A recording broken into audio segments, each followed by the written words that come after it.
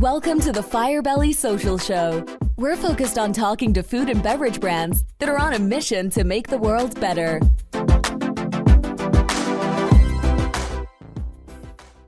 Hello, everyone, and welcome to another episode of the Firebelly Social Show. I'm so excited. We're in season 2, and I can't even believe that we're 52 episodes in. We've got 32 live and another 22 that are in the can that are going to be launching.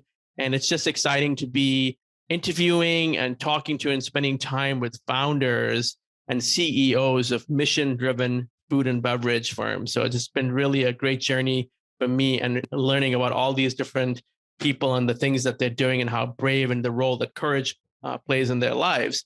And this episode is brought to you by Firebelly Marketing, a company I helped found, a social media marketing agency. I worked with lots of beverage brands, some of whom you might recognize: Landmark Winery, Justin Wines, Fiji Water, Upland, Thirsty Fox, and Goat Fuel are some of the ones we worked on. And I'm so excited for our guest today. And with no further ado, welcome Andrea Homoya. And Andrea, did I say your name properly? Very close. Andrea Homoya. Yep. Okay, cool. And Andrea, tell us all about yourself and your company. Let's start with the company. It's Ash Elm. And how long ago did you found it?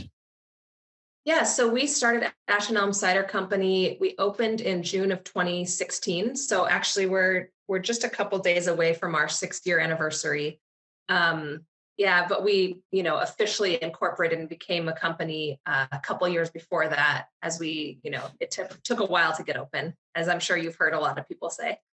That's amazing. Congratulations on the journey. I'm sure it feels like about 15, but that's amazing. And you co-founded it with your husband, Aaron. Correct. And you've got 2 very important investors in your sons, Soren and Enzo. Correct. Yeah, we maybe in retrospect, we wouldn't have started the company and had 2 kids within a few years of opening. I think we would have probably picked one or the other to do first and get to like a stable place before doing the next. But here we are, we have like 3 toddlers now. That's amazing. You have a company that's your baby and you have real babies too. So that's amazing. Yeah. Congratulations. And of course, I have a deep appreciation for the name Enzo, since that is our son's name too. So I'm sure he is a dynamic, curious young fellow. So that's great. Yeah. Yeah. So how did you decide to start? I know this is a good story, so I'm just going to ask, how did you decide to start Ash Elm? Well, my husband and I, we dated for 3 years before we got married. And I would say 2.5 of those 3 years was spent with him talking about, oh, I have a great business idea. I think we should open a gourmet grilled cheese restaurant. Or, hey, I've got a great business idea. Let's be like home redevelopers, and just like all over the map. Because he had that kind of vision and entrepreneurial spirit. And I am someone who is a little more of the like, I can make anything happen once I know like where we're trying to go. So, throughout the conversations and as we got to know each other better and eventually got married, I got to a safe enough point to say like, hey, can you stop just talking and do something about one of these? Because, I get excited about them all. I'm invested. I think no matter what, between the 2 of us, we could make anything happen. So like, let's stop talking about it and let's get going. And kind of around that point, we had gone on a trip to Ireland and had some cider there. And he had been making beer and wine at home for a dozen years at that point already. He went to grad school out in Southern California and had gotten to know kind of the home brewing community there before it was really popular here. So that had always been one of his business ideas, was a brewery or a winery or something like that. So when we were in Ireland and we tried this cider, it kind of was a revelation as far as how it tasted compared to what we'd had in the States. And so we got back and tried making that. And then we're like, no one is really doing this kind of thing here in Indy. But at that point, a lot of breweries had opened and we didn't really want to touch wine because grapes don't really grow here very well naturally. So we kind of were like, well, apples already grow here. Nobody's doing it. It's a growing segment of the beverage population. Let's do it. So that kind of it's a mix of his passion for creating really great beverages and my passion to do things. Yeah, I mean, you guys are a great combination. He's got vision and ideation and lots of technical capabilities, and you're the driver and the execution person. So Mhm. that's a great combination. And here's the good news: is you have a business venture, you have children, and you're married, and you're still married. So congratulations! I mean, that's amazing. Yeah. Not everyone can do that, and I'll come back to that later. But um, I'm fascinated. Give me a little bit about the kind of the way logistically things work. Supply chain. Where did the apples come from? Where are you fermenting? Where are you selling? Is there more to the business than the cider? Sure, yeah. So when we were in the planning stages, we really liked the idea of working as much as possible with Indiana orchards to um, provide revenue stream outside of their daily operations because with orchards, when they have apples fall off the tree, they cannot sell them at that point. But the apples can still be really good, and we would buy those from them and ferment them, so that would kill any sort of bacteria that might have caused them to fall or that they would have picked up. And so we were like, hey, this is great. We're supporting these local orchardists, which is important to the community and the world, and we'll be able to provide them a second revenue stream from these lost dollars, which means we can get it cheaper, and it'll be like a wonderful symbiotic relationship. And we met with the very first orchard, and they're like, there's no way that will work. And we were like, oh, too bad. So part of it is there's no machinery to gather those fallen apples, so it would be a lot of man hours to actually collect them all. And it's just none of the orchards in Indiana are the size and the scale that would support a business the size that we are at this point, and even a business size we and so beverage weren't going to happen. Um, That's awesome. And so I don't know if I missed it, but do the apples then come from somewhere in the Midwest? Yeah, so we went to Michigan after Indiana, and they are the second or third largest or apple producer in the country. And they, in addition to having large orchards, they have the infrastructure, the cold storage, the year-round supply that we would need, which is really the biggest issue here. There aren't these large orchards that have their own cold storage where we could be pulling apples from them all year round. Um, so Michigan had that, and we met with a few orchards there, and we started with a smaller one and then went to a bigger one, and now we're with a bigger one. So yeah, we get juice from Michigan. It's kind of like a broker situation. It's a large apple production facility that provide transport. We get a tanker, which is like one of those large cylindrical vehicles that you see on the road. Yeah. We get those. They drive down the highway in a few hours. They're here the day after the juice is pressed, and we put it in our tanks, and it's about as close to being local as possible. That's awesome. That's awesome. And Michigan apples are delightful. So that's amazing. And Indiana, correct me if I'm wrong, I've lived in Indiana for a minute. Indiana is not typically thought of as a cider consuming state. So you're really kind of like building a market for cider. Absolutely, yeah.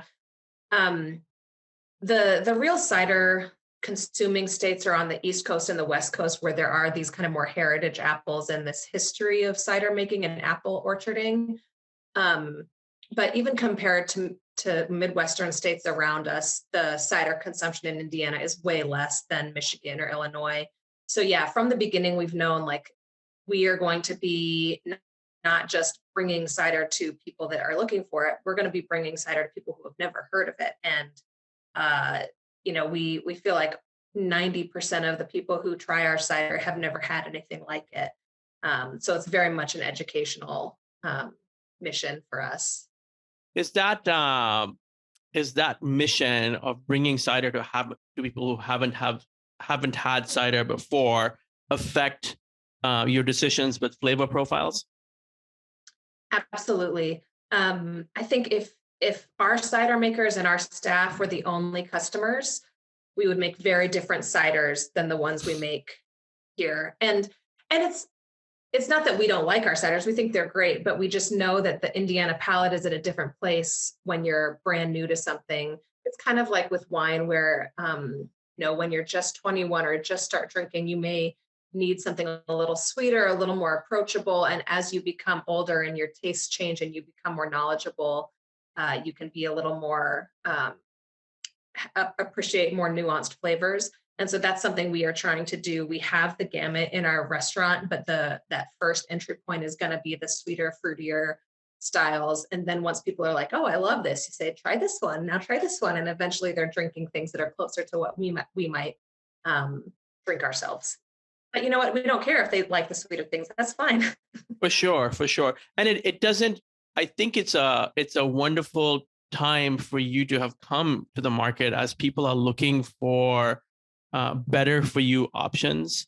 They don't want to drink a massive heavy beer. They want something light. They want something fizzy. They want something refreshing. Sure, there are beers like that, but cider is just sort of naturally in that space. And bonus, not that you went out and tried to do this, but it's gluten-free. Mhm. And so, I think there's a lot of people that are drinking cider and loving it because they just didn't grow up with it, but it's gluten-free. And it's like, hey, I can, enjoy a beverage and catch a buzz, and it's gluten-free. Yeah, it's interesting watching kind of Aaron and I both, before we drank cider, we were both big beer fans and we still are. And just watching the beer world and how like the tastes change and the products, the beer styles that were really popular 15, 20 years ago are archaic now. And the ones that people are drinking now are totally different. And it's interesting because we keep seeing more and more breweries doing fruity, light, low ABV, sparkling beers. And we're like, you could just drink cider.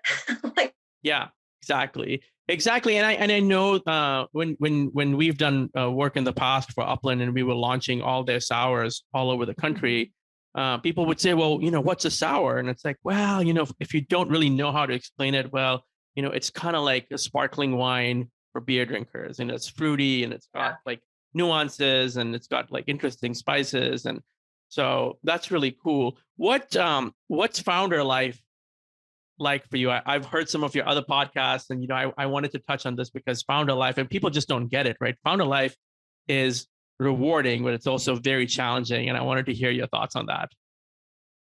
it's interesting, honestly. Like, I don't think any day is ever the same. And I don't think any season is ever the same. And sometimes I feel kind of guilty about it because now that we have little toddlers, like they do not have a consistent anything, and I feel like we're doing them a disservice by not giving them structure, but it's because, if anything happens with them, we can stay home with them and take care of them. And if they're sick, we can, if we want to sleep in and have breakfast before we go to school, we can, because we don't have an external force saying you have to be at work at this time besides ourselves.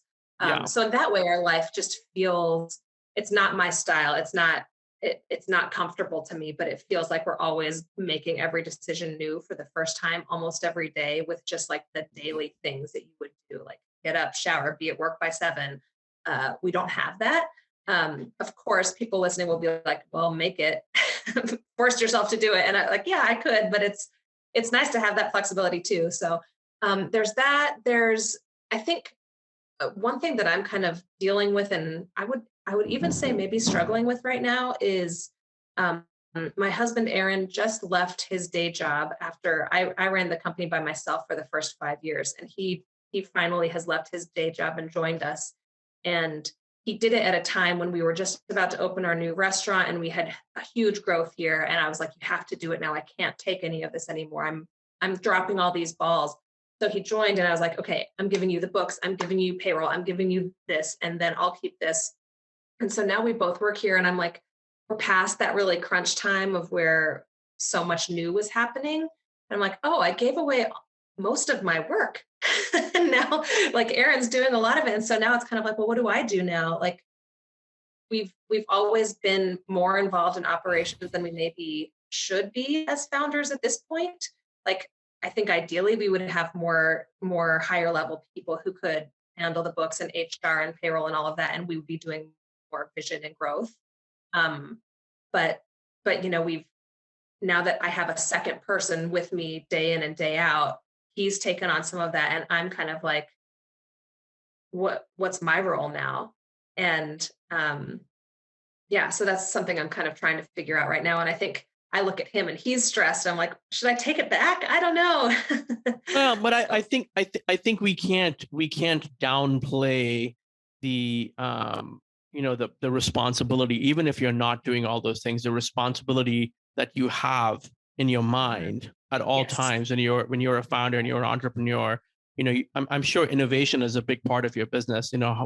What's the next flavor going to be? Yep. What am I going to do seasonally that's super cool? How do I appeal to people? Now, let me ask you this. This is a very, very interesting story because I don't know how it got to them, but we were in LA a few months ago and then in Utah. And in both places, one place they had the cider at their home, and they had it was in Ogden, Utah, and they just brought it. They were like, hey, we have an Indiana cider. I'm curious, like how do you sell all over the country, or how can people, like all the people that are listening, how can they find your cider? That's a great question. And that's really a cool story.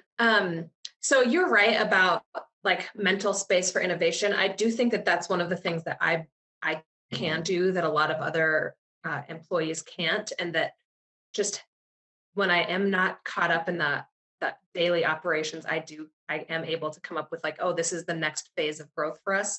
And one of those was an online shipping program and a cider subscription service. So legally, breweries are always kind of been like, oh, I wonder if that would be anything. And then as the pandemic, like in February, it had been on my goal for 2020 to add that component to our business, thinking it would be kind of a small thing. But as I saw the pandemic starting and heard the ruffles, I was like, I think we really, really need to start this now. So we just turned it on and we were like, we'll figure it out as it goes. And then we started a subscription program, and we have nationwide now that can get shipped cider to their house once a quarter. And it's become like a pretty big revenue stream, like 6 or 7% of our revenues are coming from that club. And aside from just the revenues, it's growing our brand awareness with cider people nationwide in a way that I think in Indiana, we're not really a cider place. We don't get the tourism here the way like, Aaron and I, before we opened the business, if we ever wanted to be like, oh, let's visit a bunch of cideries, we had a few places we could go. We could go to Seattle and visit 5 or 6, or we could go to Michigan and visit 5 or 6, but no one with that goal is coming to Indiana. So the cider people around the states are not getting to try our ciders unless they're coming to us, which they're not. So the shipping club, I think, has been a real way for us to grow our esteem in the cider industry, which is not here. It's in other coasts. And the number of people we have that are buying our ciders and loving it, who are from those regions and actually have comparisons, is really surprising to me and delightful to me. So that's one thing I'm always trying to grow, is the presence of our cider outside of the state. Yeah, that's super cool.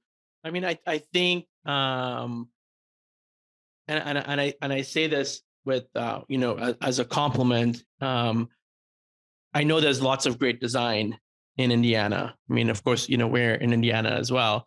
But I genuinely think that when the first time when my significant other came across your cider, it was at Whole Foods, and she brought it home, and then we were looking at it, and it was like, oh, it's actually it's a local company, which we love supporting local companies. But sometimes local doesn't always mean that it looks national. Like it may not feel like a national brand, and yours does.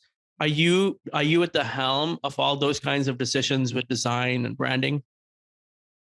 Yeah. So early on, that was a goal of ours, was to not feel like in the cider world in the 2015, when we were launching and working on our brand, we looked around and we saw so many of them tried to kind of differentiate themselves from beer by being like farm focused, or like, there's an apple with a bite taken out of it, or like a shack, or someone walking down like an orchard or a valley. And it was very like, those are true parts of this industry. There are orchards and there are a lot of farm wineries that are doing this, but we wanted our look to not play on that. We wanted it to seem urban and aesthetically pleasing in a way that was not so down home. And it was a little more like, we thought of this ahead of time. We hired someone to create this brand. So yeah, that was a goal from the beginning, was how do we make our look stand out from the kind of shucksy other orchards, cideries. And then also the other big consideration with our branding was we wanted it to seem as inclusive as possible, and to use part of that. Let me back up a bit. Part of it is that I had been in the beer world, Aaron had been in the beer world. A lot of branding, both on like cans and packages and in tasting rooms and breweries, is very masculine. And it makes sense. The larger percentage of drinkers of beer are men. But there are many times I walked into breweries and felt like, obviously not a single woman was involved in designing this space, because it doesn't have purse hooks, or it doesn't have, they're playing heavy metal and everyone is, a big burly guy, and they just didn't expect me to come in here. And we wanted to kind of counteract that with our branding and design, and make it feel like no matter who you are, if you picked it up, you didn't feel like the can was saying it's not for you, it's for them. So yeah, we did hire, go ahead. No, I love that. I love the beautiful insight that you came to your company and your brand and your vision with, is that I want people to not feel excluded, and I do think it's cool. I know there's a place in Indy where it's, it's heavy. They only play heavy metal, and maybe I would like to go there sometime, but it does exclude a lot of people. It's like, hey, we play heavy metal. That's our choice of music. And music is like, it's a immersive environment, and it speaks to where you're coming from. And I think it matches with that particular brand where they're serving a certain kind of food and that's what they're going for. But yeah. I think that kind of creative choice also has a consequence. And what I love about your creative choices is that they're inviting, so I know that, and you're also, I think you're inclusive in your flavors too. You're inclusive in the way you look at people. I mean, you talk about, there's a definite spirit of DEI, diversity, equality, and inclusion in your social media, the flavor profiles. I mean, let's talk a little bit about that. Like, how do you go about making inclusivity such a core part of your business? Well, thank you. That means a lot that you feel like that from our brand, because we hope that comes across as we're doing some of these things. And flavor profiles. So one of the kind of happy accidents early on is the first person we hired, Joseph, is our cider maker. He's still with us. He's the only one that has stayed with us the entire time, which is a lot for someone who, finds a job when they're 5 or something. But his wife is Mexican. And as we were early on talking about like what flavors could we do, he was like, oh, well, my wife and I honeymooned in Oaxaca and her family's from there. And had this Mexican street beverage, which uses pineapple rinds and tamarind pods and cinnamon and brown sugar. And it makes this beverage that's super good. And so we had heard of other cider makers doing a version of that too. So we, kind of made it with him, and we got her sense, and her parents live locally and own a Mexican restaurant. So they tried it. And it means a lot to me that when we released El Camino, our summer seasonal, which is actually out right now, Carlos, Jennifer's dad, comes by to get it because it's his favorite and it reminds him of his hometown. So I think part of it is just being open to the people around you that are in your circle and finding out what flavors they like. And we look at what other cider places are doing. We think about just what flavors work together. It's very much a collaborative process that, I think cider is like a perfect blank slate. As itself, with just apple, it's delicious. You mentioned you had the dry last night, but that's also such a great thing that you could add anything into. I think our winter seasonal is marigold chai, which is based off of the Indian tea. And I mentioned to you, I grew up in East Africa and Singapore, and in both, mom has made chai from scratch with, ginger and anise seeds and in a pot. And so I got her little recipe, which she was given by someone in East Africa, and used that to make the chai recipe. So I think it's just being open to flavors and trusting the audience that when you bring them something that they might not have had before, they will get what you're trying to put out there. No, I love it. And we were just at the Sweets and Snacks Expo in Chicago. And one of the things that was so exciting to see is that spiciness seems to be like the trend right now. I have to tell you, I can't remember the name of the company. I think it was Chew Chums. But it comes from the Central Valley in California. They're gummies, but they have this sort of in India we call it a chaat salt. It's like a salty but spicy salt, and salty salt. It's spicy salt, and the gummies have like the coating on the gummy is spicy and salty. I've never tasted anything like it. And everywhere we went, it seemed like there is some sort of like global influence. And so I love that you're doing that. You know what? Let's just switch gears real quick, because let's go back to the ciders of the month and the subscription. I was looking at the ciders of the month. There's just some amazing things that you have coming up this year. You've got the tea and lemonade in August, and the horchata, and the apricot, honeysuckle, caramelized fire, New England rum. I mean, this is just an amazing opportunity for the cider drinkers out there if they want to really like get in on something that's cool and substantial and committed to taste. How does one actually get signed up for the subscription? I just want to ask that both for myself and for anyone that's listening. Sure. You can go to our website, which is www.ashandelmcider.com. And I believe in the little hamburger thing, you can click cider of the month and it'll take you right there to sign up. I believe it's ashandelmcider.com/buy cider, but I'm not 100% sure it's buy cider, not buy-cider. So just go to the straight website. Or if you find us on Instagram, we have a link to it in our link. So yeah, you can sign up there, and we send out quarterly shipments. So there are some states we don't ship to, but we ship to 37 or so. So most people listening would be able to get it shipped to them, and it comes quarterly. But you can also just, if you don't want to sign up for a club and commit to that, you can also just go and buy cider, get it shipped to you whenever you want. And then you can kind of mix and match and pick whatever you want to get sent. And let me tell you, as someone who converted to subscription boxes in 2014, you may not always love everything you get in a subscription box, but you're guaranteed to find a few things that you love, throughout the year. And you also have the benefit of trying new things. And the best part of it is it shows up at your house. So that's just a super cool thing. So, and I think as part of your shipping program, you get 10% off all online cider purchases, in-person tasting room purchases, free shipping, and this is just phenomenal, online tasting sessions with the cider maker each quarter. So I was going over the all the details of the shipping program, and I think the online tasting sessions with the cider maker, that is just really, really cool. So you get the cider and you can jump on a call or a Zoom or whatever, and you can hear what the cider maker is saying. Yeah, we did it for the first time last quarter with our, I guess it was our spring shipment. I don't know.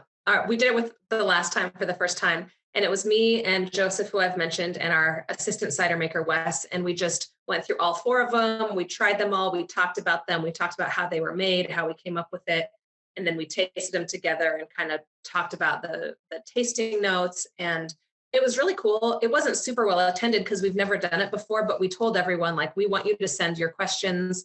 And we had people sending us questions and we were answering them live. And it felt like a great way to bring, for someone who's maybe in Massachusetts and is never going to come to our space, they get to see my face and see Joseph's face and ask us the questions about, how did you come up with this? How did you make that?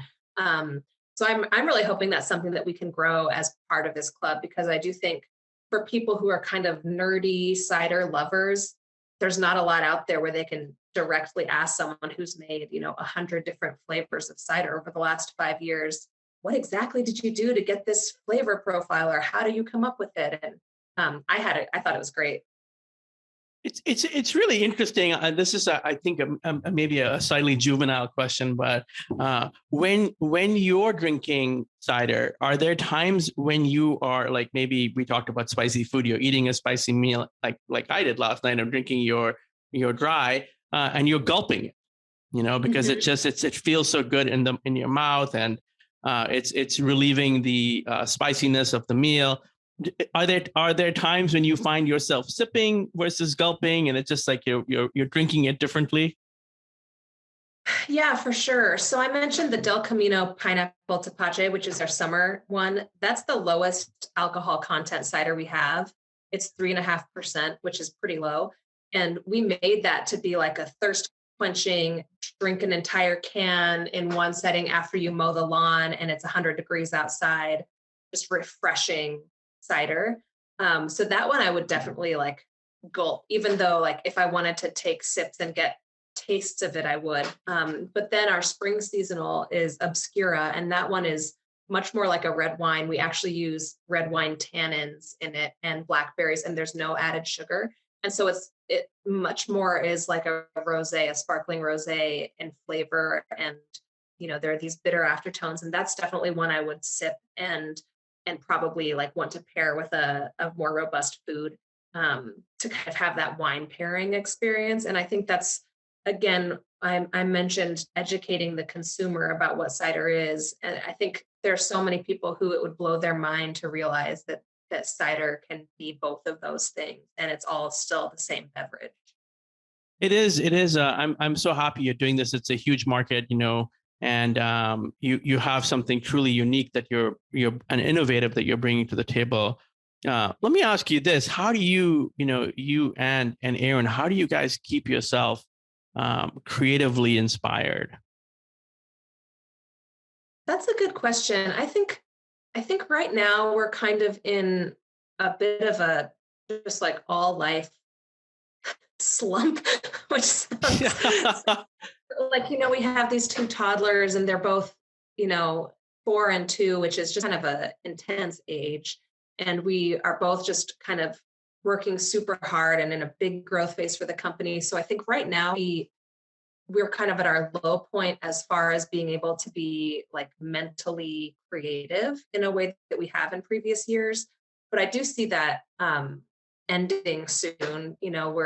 We're kind of on the cusp of our kids going to school, and we've had childcare problems throughout COVID. And, so much of the story is COVID pandemic parenting just kind of sucks the life out of you. So I'm sure if that hadn't happened, we would have been in a different place right now.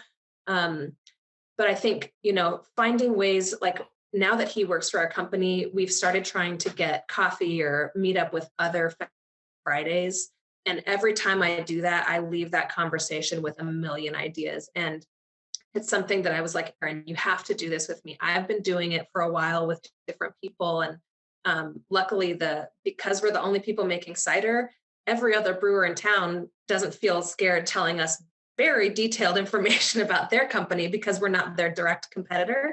So, we have great friends in the beer industry that are bigger than us, or whiskey, or other food and beverage people who will tell us exactly what sales they're doing, exactly how much they're paying their people, and having those kinds of weekly meetings with other founders who are going through the same thing, I think is, at least for me, one of the best ways to keep my mind in the game and to not get too caught up in like, what are we doing next? How do we do this? Every time I leave that meeting, I think, oh, that is a great idea they had that we could totally do. And I've never considered it. And so I think that for now, that's about what we can do. And it's super helpful. And yet that is amazing because you're disciplined about it. You're doing it every week. And like having peers is so critical. I remember the first, I want to say like 18 years of having my own business. I was very isolated, and, talking to other CEOs on a regular basis makes a huge difference. And I wish people would be more open about their businesses, because knowing what they do doesn't mean you can go on and do it, right? It's like doing it, like you could give someone, every secret you have. It doesn't mean that they can walk your road or like accomplish what you're doing. It's like that is truly unique to you. So, and what did you call it? You said you would call it Founders Friday. Is that what you said? Sure. I don't think we've coined it, but I think you're a marketing guy. I think that sounds great. Hey, I'm going to do this with you. Founders Friday. It's really great. I mean, yeah. I never even knew that hashtag founder life was the thing until like a few months ago. And I started looking, I'm like, oh my God, these are great stories, because I mean, the whole founder thing is so unique, and one of the things that people say when companies are growing, I was interviewing Jonea Rocha from Brazi Bites, which is a Latin inspired company that's blown up. They got investment from Shark Tank. And she said that staying on as a founder, has ensured that the vision is intact, that they stay focused on what they're doing. And I'm sure, founders like you bring that to the table. It's like the integrity of the sourcing, the integrity of the flavor profiles, being inclusive. Those are so many great things that you've shared. Anything else that you want to say to everyone about what you're excited on, or something you want them to check out? We know we want them to go to ashandelm.com and check out the subscription, and it's as she was saying, it's under Buy Cider. Oh no, it's 2022 Ciders of the month, and it's very easy to sign up. And so yeah, you got to check that out. Well, anything else you want anyone to know? Well, for people who are local to Indiana or Indianapolis, we do have a restaurant. That is one of the big things we opened up last year in August. It's on the Near East side of downtown Indianapolis. We have a full food menu and a great chef there. And I think that's the best way to experience our ciders, because you can get a flight of 14 different ciders and, talk to our servers who are all well-trained and knowledgeable about how we make things. And I think it's a great way to come directly to the source and hear from us, what we pull out of each of these ciders. It's basically like if eventually anyone who finds our cider at a grocery store someday makes it into our restaurant, the experience we give, we want it to be like, finally I found my place, So that's one thing I want people to know about, that we do have a restaurant, and while we love the food part of it, all of it is to showcase the cider. And that's our whole company's mission, is to showcase cider in a way that hasn't been done and isn't available locally. And I want to say it's family friendly, which is a big deal. I know when you're like us and you have kids and you got to take them out, it's like you're always looking for the family friendly places where you can get good food and an adult beverage. And not to mention those deviled eggs, which I have had several times, are pretty badass. So deviled eggs are just such an Indiana wonderful thing, but you can't always find good deviled eggs. So definitely have to check out that. But no, Andrea, thank you so much for sharing your insights and for all that you're doing to make the world a better place. We are thankful for you and Aaron, and happy that you joined us today. And this has been another episode of the Firebelly Social Show, where we talk to CEOs and founders of mission-driven food and beverage brands, sponsored by Firebelly today, where we worked with brands like Upland, Landmark, Justin Winery, PG Water, Thirsty Fox, and now Goat Fuel. So thank you everyone for joining us, and we'll see you on the flip side. Thanks for listening to the Firebelly Social Show. We'll see you again next time, and be sure to click subscribe to get future episodes.